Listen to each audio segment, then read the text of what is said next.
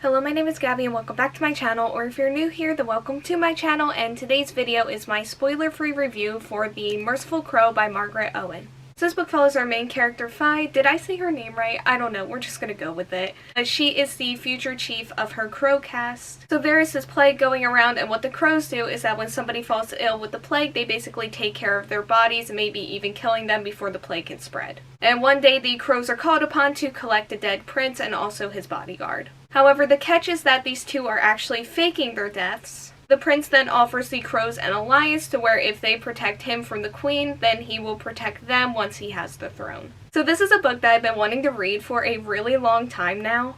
And during that time, my mind had conjured up an idea of what this book was going to be, and it really hyped it up. So that being said, this book was definitely not what I was expecting, but I'm not mad at what I got either. So we're going to start with the characters, and in this case, I'm just going to be talking about our main character, Fi. She's the only one in this book that I have an opinion that I feel like I can elaborate on. I really enjoyed following Fi's journey in this. I liked her from the beginning, but I also think she underwent a lot of character growth as well, which I really like to see. I also thought her magic was really cool, which brings me to the magic system. So I knew this magic system was going to be complicated as soon as I opened up the book and saw the guide. But overall, I would say I like the magic system. It just took me a long time to get there. Mostly because there's just a lot of different casts, and it just took me a while to get a good grip on what was going on because each cast had different powers and where they were in the hierarchy and stuff like that. Yeah, so it definitely took me a minute, but once I got a decent understanding of it, I really ended up liking and appreciating it. Unfortunately, a very similar thing happened to me with the world building. There's just a lot of different cities, and they went to a lot of different places in here, but thankfully there was a map in the front of the book, otherwise I would have been completely lost.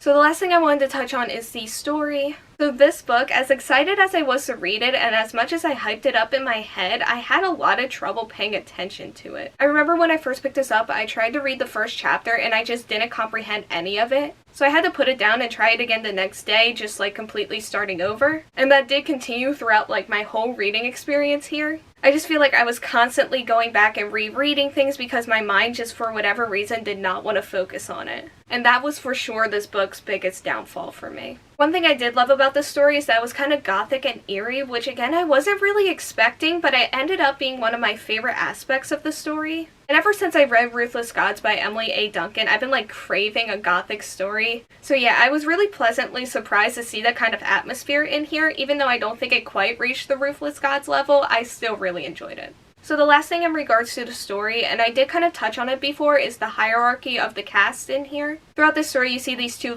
upper class members traveling with the crows. These two were constantly being exposed to and listening and learning about how the crows are actually treated in society. And this was definitely something that held my attention for sure. Another reason why I found that interesting is because it really showed how deep and complex the world, and by an extension of that, the magic system really is in this book.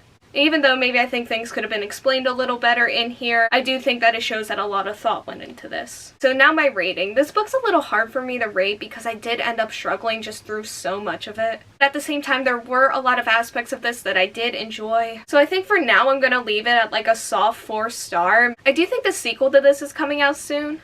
Okay, so Goodreads says July 28th. I would not say I'm as excited for book 2 as I hoped I would be when I first picked up this series, but I do think that I will be checking it out because I do want to see where the story goes. And I've also had a lot of cases where I end up liking the second book even more than the first book, and then there are even cases where I read the second book and I end up loving it, and that makes me love the first book more than the first time I read it. So we'll just see what happens. So that's all I have for this video. Thank you all so much for watching. Like, comment, subscribe, hit the bell, and answer the question that'll be around here if you want to do that. And hopefully I will see you here next time. Bye.